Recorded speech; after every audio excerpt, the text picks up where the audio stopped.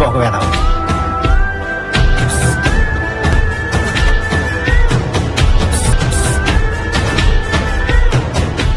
Halo sahabat, Assalamualaikum. Semoga sehat selalu dan senantiasa berbahagia. Terima kasih sudah subscribe dan menyimak video-video LK21 Revive. Semoga Tuhan Yang Maha Esa selalu memberikan rezeki yang berkah dan berlimpah ruah untuk sahabat semua. Oke, kali ini LK21 Revive akan membawakan sebuah alur cerita film yang berjudul Butadam Baskar 2024. Bagaimana keseruan filmnya? Nggak perlu banyak basa-basi lagi, ini dia alur ceritanya.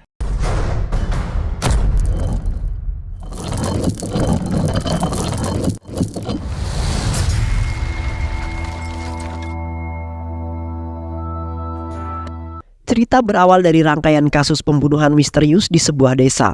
Rangkaian pembunuhan tersebut telah menelan sebanyak 15 korban. Dan sebanyak 15 korban meninggal yang ditemukan semuanya meninggal dalam keadaan yang sangat mengenaskan, yaitu dalam keadaan tanpa kepala.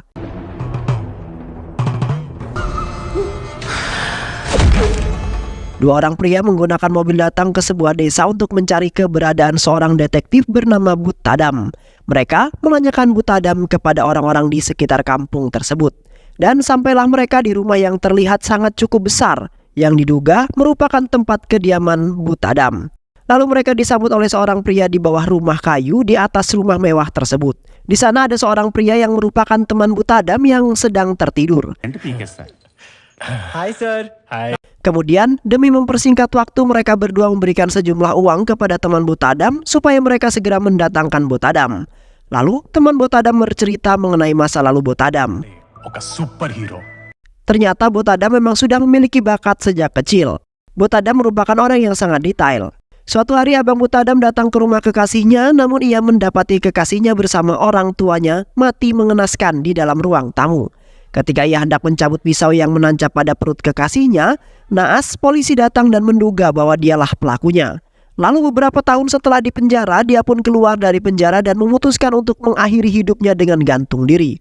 Lalu Butadam yakin bahwa pembunuhnya bukanlah kakaknya. Dia menelusuri tempat pembunuhan di rumahnya dan dari semua bukti yang ada, dia kumpulkan. Dia mengetahui bahwa ini adalah pembunuhan secara terstruktur dan tidak mungkin abangnya melakukan hal tersebut.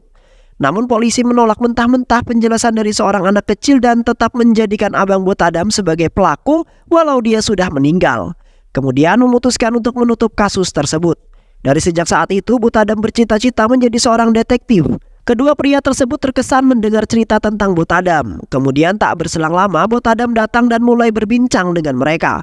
Tak perlu waktu lama Butadam segera mengetahui apa maksud kedatangan mereka tanpa harus diberitahu. Melihat mobil mewah, kemeja mahal dan tas bermerek, namun menggunakan handphone model lama. Butadam meyakini bahwa kedatangan mereka ialah untuk mencari handphonenya yang hilang. Dan Butadam yakin bahwa di dalam handphone tersebut ada data-data penting yang dirahasiakan. Mereka terkesan dengan kejeniusan Butadam. Kemudian Butadam berkata mereka akan dapatkan handphonenya besok sore. Lalu mereka pergi mempercayakan segalanya pada Butadam. Sepulangnya kedua pria tersebut, Butadam dan rekannya kemudian membuat skenario. Butadam dan rekannya membuat skenarionya sendiri mengenai kasus itu. Semakin lama semakin jelas kasus tersebut dan mereka berhasil mendapatkan teleponnya kembali. Itu mana?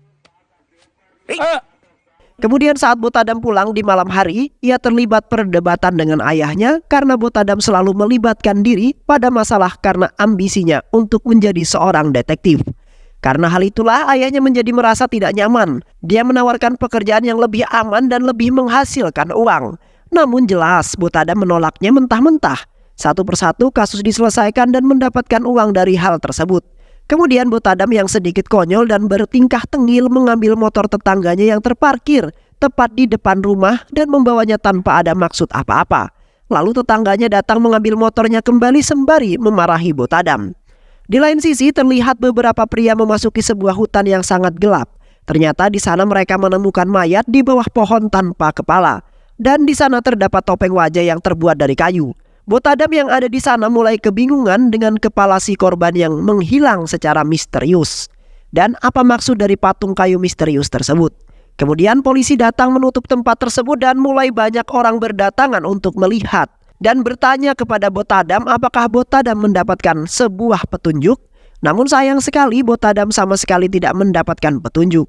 Kemudian Botadam kesal dan kembali ke rumah tanpa mendapatkan apa-apa. Salah seorang polisi diteriaki oleh seorang gadis karena dianggap tak mampu menyelesaikan kasus pembunuhan yang berantai ini. Karena kasus ini adalah yang ke-16 dan dari yang ke-16 gadis yang kepalanya dipotong sama sekali tidak ada bukti ataupun jejak-jejak daripada pelaku ditemukan. Botadam datang ke rumah tetangganya dan menggoda gadis-gadis di sana sampai mereka kesal dan mengusir Botadam. Di kantor polisi di tengah-tengah perbincangan Botadam dan temannya mengenai pembunuhan yang berantai. Tiba-tiba dia mendengar keributan di luar. Ternyata ada seorang transgender yang sedang diseret dua orang polisi. Transgender itu kemudian membuat sebuah keributan karena kasus kekasihnya yang hilang. Keesokan harinya para polisi kembali mendapatkan kasus pembunuhan yang sama, yakni gadis tanpa kepala. Dan sama seperti sebelum-sebelumnya, mereka tidak dapat menemukan bukti ataupun jejak pelaku, bahkan untuk mengidentifikasi korban mereka tidak bisa karena pembunuh telah mencabut kepala dan mengelupas kulit jari korban. Seperti biasa, Botadam dan Watson pun hadir di sana untuk ikut mencari bukti-bukti dan jejak pelaku sebagai seorang detektif.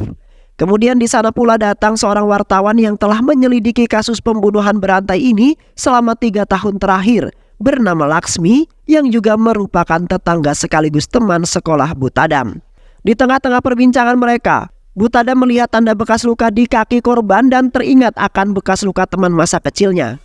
Gadis tetangganya yang ia goda kemarin dan ternyata memang benar. Kemudian Botadam sangat merasa bersalah dan kesal dengan dirinya sendiri karena tidak dapat menemukan pelaku pembunuhan berantai tersebut. Lalu dia mendatangi rumah Laksmi dan menemui dia yang sudah tidak makan 4 hari karena kepergian saudara perempuannya. Botadam menyuruhnya untuk makan dan berkata tidak usah risau karena dia akan menemukan pelaku pembunuhannya karena dia adalah seorang detektif. Mendengar itu Laksmi menamparnya dan menyuruhnya untuk pergi.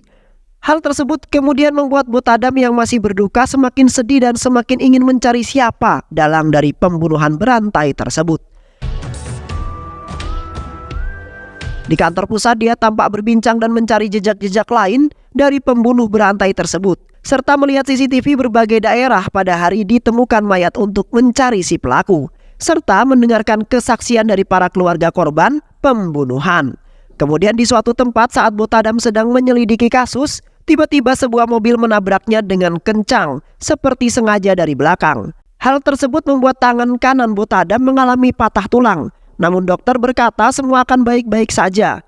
Lalu ayah Botadam datang dan memarahi teman Botadam di sana karena menganggap bahwa karenanya lah Botadam celaka dan mengusirnya. Kemudian ayah Botadam memarahi Botadam dan menyuruhnya untuk menghentikan ini semua dan berhenti mencari pembunuh abangnya. Namun Botadam tetap bersikeras dan tidak mendengarkan mereka. Lalu Laksmi berkata kepada Botadam bahwa dia tidak perlu menelusuri kasus tersebut hanya karena dia memukul dan memarahinya. Tapi Botadam menyangkal hal tersebut. Dia berkata bahwa dia menelusuri kasus tersebut bukan karena dimarahi atau dipukul olehnya. Kemudian Laksmi menawarkan diri untuk ikut serta bersama mereka dalam kasus pembunuhan berantai tersebut. Dan mereka menyetujuinya. Sehingga saat ini Botadam dan Watson ketambahan 1 personil yakni Laksmi. Keesokan harinya mereka memulai ekspedisi. Mereka menanyakan kesana kemari mengumpulkan bukti demi bukti dari para saksi satu persatu. Dan mengumpulkan foto-foto korban yang semuanya kehilangan kepala. Dan terdapat patung kayu tepat di perutnya. Lalu mereka menyadari bahwa para mayat tidak dibunuh di hutan tersebut, melainkan dibunuh di suatu tempat baru, kemudian dipindahkan ke hutan tersebut. Dan mereka mengumpulkan gambar-gambar jejak kaki di sana yang lalu dicurigai merupakan jejak kaki para pelaku. Pembunuhan itu kemudian melakukan 5 pembunuhan pertamanya di wilayah Karnataka. Kemudian setelah 5 pembunuhan itu, tidak ada lagi kasus pembunuhan di wilayah tersebut. Lalu setelah 13 tahun pembunuhan itu kembali terjadi di kawasan Karnataka. Lalu mereka memutuskan untuk berbincang bersama dengan Balai Polisi Karnataka. Di sana mereka memberitahu apa maksud dan tujuan mereka ke sana dan meminta data-data. Kemudian mereka bergegas menuju Balai Kepolisian dan meminta data mengenai kasus pembunuhan berantai tersebut. Mereka mendapatkan beberapa foto dan juga kain yang pembunuh itu gunakan dalam kasus 15 tahun belakangan. Dan Botadam menemukan sebuah tanda berwarna ungu dan terlihat sesuatu lagi yakni alamat milik sebuah rumah sakit di Hyderabad. Kemudian mereka pergi bergegas menuju rumah sakit tersebut untuk menemui salah satu dokter di sana dan menanyakan tentang keterlibatannya dengan salah seorang korban pembunuhan. Tampak wajah dokter itu panik dan sangat gelisah. Lalu mereka membawa sang dokter yang diduga memiliki keterkaitan dengan korban dan juga seorang pria yang merupakan kekasih korban. Mereka menginterogasi kedua orang tersebut, yakni dokter dan kekasih korban. Namun mereka mengaku tidak membunuh siapapun. Dan sang kekasih bercerita bahwa mereka sudah lama bercinta dan suatu hari mendapati korban telah hamil olehnya. Tanpa pikir panjang dia membawa kekasihnya kepada dokter tersebut. Karena dokter tersebut terkenal dengan kerjanya yang bagus dan merupakan dokter terbaik di kota tersebut. Namun alih-alih menyuntikkan obat dengan harapan pengguguran kandungan, obat tersebut malah membunuh korban. Karena ketakutan, mereka berencana untuk menutupi kasus itu dengan melakukan cara yang sama dengan si pembunuh berantai yang terkenal itu. Supaya orang-orang percaya bahwa dia adalah salah satu korban dari pembunuh berantai. Sang dokter berkata bahwa dia telah membuangnya ke danau. Semakin marah Butadam, memukul dokter lalu keluar dan menangis. Ternyata Butadam baru menyadari bahwa salah satu korban daripada ke-16 korban pembunuhan berantai tersebut terdapat luka di tangan kanannya. Dan dia segera tersadar mengenai video yang ditonton dari handphone seorang pria yang hilang beberapa hari lalu. Di video tersebut, terlihat wanita yang pria itu perkosa memiliki sekitar 12 jari dengan 2 jari tambahan di tangan kanannya. Lalu dia baru menyadari kalung wanita yang ada di video tersebut sama seperti kalung yang dia temui di rumah kekasih abangnya beberapa tahun yang lalu. Tanpa berlama-lama, ia langsung menghampiri pria yang sempat meminta tolong kepadanya mengenai handphonenya yang hilang tersebut. Mereka masuk dan mendapati John sedang bersama istri tercintanya. Kemudian mereka masuk dan mulai menginterogasi John. Barulah John mengaku bahwa pada malam itu dia sedang berada di resort dan melihat seorang wanita yang bercadar. Lalu dia mengajaknya masuk ke kamar dan melakukan hal yang tidak senonoh. Kemudian salah seorang wanita bercadar lagi kemudian datang lalu memukul John dan pergi bersama temannya. Namun di tengah-tengah pembahasan mereka, tiba-tiba Butadam mendapatkan telepon masuk yang berkata bahwa ada satu korban baru lagi di hutan yang sama di kawasan mereka. Kemudian bergegaslah mereka ke sana. Dan sama seperti sebelum-sebelumnya, mereka tidak mendapatkan apapun selain mayat tanpa kepala dan topeng kayu yang berwarna. Lalu Butadam berkata bahwa mungkin saja mereka semua korban meninggal ini ialah pelacur, seperti salah seorang korban yang memiliki 12 jari. Mereka pun kemudian menginterogasi salah satu saksi di sebuah resto saat malam di mana John memperkaos wanita 12 jari tersebut. Dia berkata bahwa dia melihat semuanya, 2 wanita bercadar di resto tersebut, dan berkata bahwa wanita 12 jari tersebut ialah transgender. Lalu Butadam yang terkejut menelpon John dan bertanya apakah benar yang dikatakan saksi mata tersebut bahwa wanita 12 jari itu adalah seorang transgender. Lalu John menjawab iya, dia memang adalah seorang transgender, bukan wanita. Lalu saat di rumah dia mendengar berita di televisi percakapan antara seorang transgender dan pembawa acara. Barulah Butadam menyadari akan eksistensi kaum transgender di media televisi. Namun dia berkata masih tidak mengerti apa keterkaitan antara kasus ini dengan kaum transgender. Tapi dia mengerti satu hal, dia mengerti kenapa si pembunuh berantai tidak ditangkap. Yakni karena dia membunuh seorang transgender.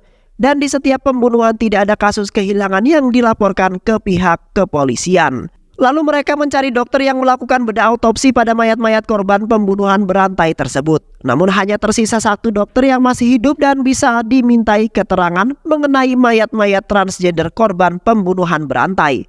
Sesampainya mereka di rumah dokter tersebut, mereka mendapati bahwa dokter itu telah melarikan diri. Dan kemudian mereka mengejarnya. Tetapi saat mereka sudah jauh mengejar, tiba-tiba salah seorang polisi menelpon dan memberitahu bahwa sang dokter telah bunuh diri di rumahnya sendiri. Kemudian bergegaslah mereka ke sana. Di sana tampak sang dokter meninggal, menengadahkan dengan tangan kanan yang memegang pistol. Dan saat polisi melakukan penelusuran TKP, dia menemukan sebuah ruang tempat ritual yang terdapat patung kayu berwarna misterius tersebut. Kemudian Laksmi berkata bahwa dia melakukan riset juga mengenai patung misterius tersebut. Dan nama patung itu adalah Basmasura. Basmasura adalah dewa iblis yang memiliki kepala abadi. Bahkan setelah berkali-kali dipenggal kepalanya, tetap hidup dan hal itu menyebabkan ketakutan bagi para dewa lainnya.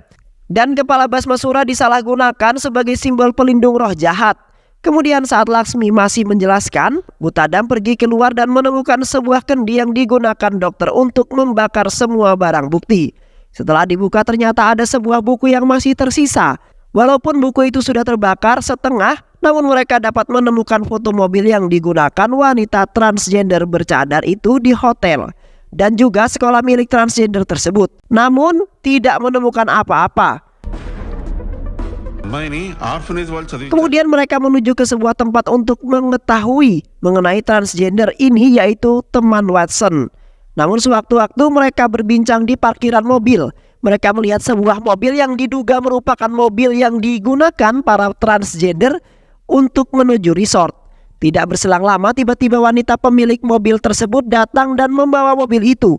Kemudian teman-teman Watson yang mengetahui apartemen di mana wanita itu tinggal langsung mengajak Watson dan Booth menuju apartemen di mana wanita itu tinggal. Sesamanya di sana mereka masuk dan mencoba mencari barang bukti.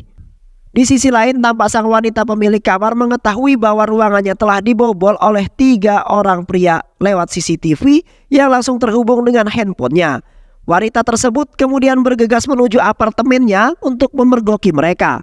Butadam meminta temannya Watson yang bernama Mark untuk berjaga-jaga selagi dia menggeledah kamar wanita tersebut. Booth kemudian menemukan laptop wanita itu dan mencoba untuk menebak-nebak sandinya.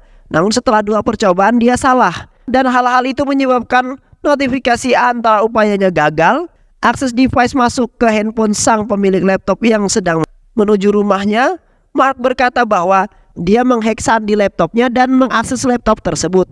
Butadam melihat data-data transgender yang digunakan menjadi korban pembunuhan di sana. Dan mengetahui bahwa wanita berparas cantik pembunuh berantai tersebut. Di mobil sang wanita menyiapkan sebuah pistol matang di dalam tasnya masuk ke dalam apartemen. Namun Butadam dan lainnya sudah lebih dahulu pergi. Butadam kemudian kembali dan mengepung apartemen milik perempuan tersebut. Setelah beberapa penggeledahan, mereka malah menemukan perempuan itu tergeletak di lantai dengan sebuah pistol persis seperti yang dialami dokter pada saat itu. Kemudian Butadam seperti menemukan ruangan di balik lemari dan meminta Watson untuk membukanya. Lalu mereka menemukan ruang ritual seperti yang ditemukan para dokter kala waktu itu. Di saat mereka menemukan beberapa pertanda-pertanda aneh yang ditulis dalam bentuk angka dan huruf serta goresan-goresan, di sana terdapat 4 angka 18. Angka 18 dalam mitologi India berarti 9. Dan hari itu merupakan tanggal 9 bulan 9 tahun 2018 yang berarti korban berikutnya yang ke-18 akan mati hari ini. Mereka mencari transgender yang tersisa dan membawa mereka menuju Bhaskar, seorang mekanik di sebuah bengkel. Namun sebelum mereka sampai di sana, nampak Laksmi sudah ada di sana duluan menginterogasi seorang pria yang membuat keributan di kantor polisi beberapa waktu yang lalu. Kemudian Bhaskar dari belakang kemudian memukul pria itu sampai meninggal menggunakan palu. Kemudian lompat dan memukul Laksmi lalu membawa ke suatu tempat entah di mana. Dan sesamanya para detektif di sana mereka hanya menemukan mayat pria tersebut dan mencari Bhaskar, namun tidak menemukannya. Sampai seorang polisi mendengar suara-suara aneh yang berasal dari hutan. Lalu mereka langsung berlari bergegas menuju suara tersebut. Ternyata di sana tampak Bhaskar seperti sedang melakukan sebuah ritual. Lalu seorang polisi menodongkan pistol ke arah Bhaskar, namun Bhaskar dengan cepat mengambil pistol tersebut dan mulai menembaki para polisi. Dari kejauhan Butadam melempar batu ke arah tangan Bhaskar dan membuat pistolnya terjatuh. Kemudian Butadam mulai memukuli wajah Bhaskar, namun Bhaskar malah tertawa seperti tidak merasa apa-apa. Lalu Butadam menanyakan tentang kalung tersebut dan memang benar, ternyata kalung misterius tersebut dipakaikan oleh setiap korban yang akan meninggal dunia. Kalung tersebut pula yang ditemukan Butadam tepat di kasus pembunuhan kekasih abangnya, sehingga Bhaskar merupakan dalang dari kasus pembunuhan abangnya beberapa tahun yang lalu. Kemudian Bhaskar mengeluarkan kalung milik Laksmi dan berkata bahwa Laksmi akan menjadi ritual terakhir yang akan dilakukannya. Kemudian dia berkata bahwa tidak seorang pun akan dapat menghentikan ritualnya. Belum sempat Bhaskar menutup mulutnya, tiba-tiba dari arah belakang sebuah pohon berduri jatuh dan menancap pada leher belakang Bhaskar dan membuatnya meninggal dunia. Sehingga saat itu Butadam melihat tanda di dada Bhaskar dan langsung menyadari bahwa Bhaskar merupakan salah satu anak di dalam gambar yang ditemukan pada sebuah rumah. Kemudian dia langsung bergegas menuju rumah tersebut, namun sesampainya di sana, dia tidak menemukan seorang pun dan malah menemukan sebuah ruang ritual lagi. Di sana dia melihat sebuah buku yang menjelaskan tentang ritual tersebut. Jadi, ritual tersebut merupakan ritual pemanggilan Basmasura ke bumi. Ritual tersebut memerlukan korban, yaitu seorang transgender yang kepalanya dipotong lalu dibakar. Kemudian mayatnya diletakkan di hutan menghadap ke arah timur dengan patung wajah Basmasura di perutnya. Lalu korban ke-18 atau korban terakhir harus dibakar hidup-hidup dan abunya digabungkan dengan abu kepala korban yang lainnya. Dan kemudian dari abu tersebut dibuatlah patung bayi berumur 6 bulan yang akan dimasuki oleh Basmasura. Dan semua orang yang terlibat dalam ritual tersebut tidak akan takut untuk mengorbankan nyawanya demi suksesnya ritual. Seperti yang dilakukan dokter dan wanita yang bunuh diri. Lalu Butada melihat kembali foto di rumah tersebut dan masih menemukan satu orang tersisa yang belum ditelusuri, yaitu Sankar, salah seorang pria yang pernah menjadi saksi pembunuhan berantai. Siap melakukan sebuah ritual untuk yang terakhir kalinya. Dia mulai berdandan seperti Basmasura, kemudian karena keterbatasan informasi, Butada berhenti untuk menanyakan di mana Sankar berada. Sesaat Sankar memulai ritualnya dan membaca mantra-mantra, Butadam pun datang dan masuk ke dalam melihat Sankar dan mendapati Mohini yang pingsan. Lalu dia menghampiri Sankar dan hendak memulai perkelahian dengannya. Namun Sankar dengan mudahnya mengalahkan Butadam dan melemparnya sampai terpental jauh dan masuk ke dalam air. Dan dia berkata bahwa tidak ada seorang pun yang akan dapat menghentikan ritualnya, baik dari tanah, dari udara, dari air maupun dari api. Tidak ada seorang pun yang dapat menghentikan dirinya. Kemudian Butadam berdiri lagi, namun Sankar memukulnya dan dia terpental lagi, menghantam dinding. Lalu menampar dan melempar-lempar Butadam sampai dia kesakitan. Sankar menyuruh Butadam untuk pergi supaya dia tidak mati. Namun Butadam tidak mau dan tetap bersikeras untuk menyelamatkan Mohini dan juga Laksmi. Lalu dia melihat patung-patung kepala di tembok dan mengingat bahwa isi patung tersebut merupakan abu dari kepala para korban. Lalu dia mengambilnya dan membuang abunya ke dalam air. Mengetahui hal tersebut, Sankar marah karena Butadam menghancurkan ritualnya yang telah dia lakukan selama 18 tahun. Ketika hendak membunuh dirinya sendiri, Butadam menghentikan Sankar dan mengambil pisaunya. Namun Sankar masuk ke dalam api dan membakar tubuhnya sendiri karena telah gagal melakukan sebuah ritual. Melihat Sankar terbakar, Butadam pergi mencari Laksmi ke sebuah ruangan dan menemukannya tergeletak di sebuah kursi yang terjatuh. Butadam menyelamatkannya dan memeluknya dengan sangat erat.